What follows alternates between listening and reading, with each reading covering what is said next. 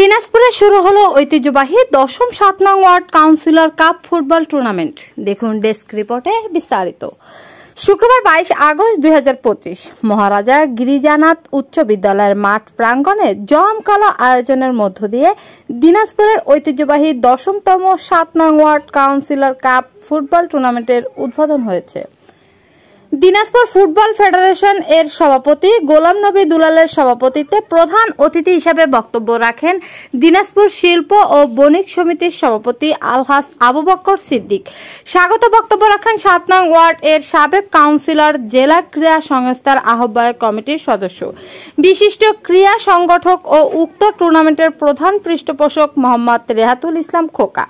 বিশেষ অতিথি হিসেবে বক্তব্য রাখেন দিনাজপুর চাউল কল মালিক গ্রুপ এর সভাপতি মোসাদ্দেক হোসেন, দিনাজপুর শিল্প ও বণিক সমিতির সাবেক সভাপতি রেজা হুমায়ুন ফারুক চৌধুরী শামীম, চেম্বারের সিনিয়র সহসভাপতি মোহাম্মদ আখতারুজ্জামান জুয়েল, সহসভাপতি মোহাম্মদ শামীম কবির, জিয়া হার্ট ফাউন্ডেশন হাসপাতালের সাধারণ সম্পাদক AKM Azad, SRA polytechnical institute এর অধ্যক্ষ ও পরিচালক মোহাম্মদ মোস্তাহিদ আসিফ, মহারাজা স্কুলের প্রধান শিক্ষক মোহাম্মদ মাসুদ আলম।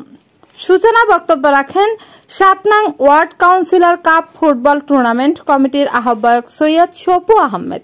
শুভেচ্ছা বক্তব্য রাখেন কমিটির সদস্য সচিব হুমায়ুন কবির আপেল। দ্বিতীয় পর্বে পুরস্কার বিতরণ করেন বিএনপি নেতা হাফিজুর রহমান সরকার। উদ্বোধনী খেলায় অংশ নেয় দাউদপুর ফুটবল একাডেমি নবাবগঞ্জ বনাম শাপলা পাঠাগার ও সংঘ পঞ্চগড়। ২-২ গোলে ড্র হলে ট্রাইবেকারে ৩-৪ গোলে দাউদপুর ফুটবল একাডেমি নবাবগঞ্জ জয়লাভ করে। শনিবার মাঠে নামবেন রানীর বন্দর ফুটবল একাডেমি বনাম WFC ফুলবাড়ি। ধারাভাষ্যকার হিসেবে ধারা বর্ণনা করেন MA রফিক এবং রেফারি হিসেবে খেলা পরিচালনা করেন মোহাম্মদ ওবায়দুর রহমান, মতিউর রহমান, মোস্তাফিজুর রহমান ও ফয়জার রহমান।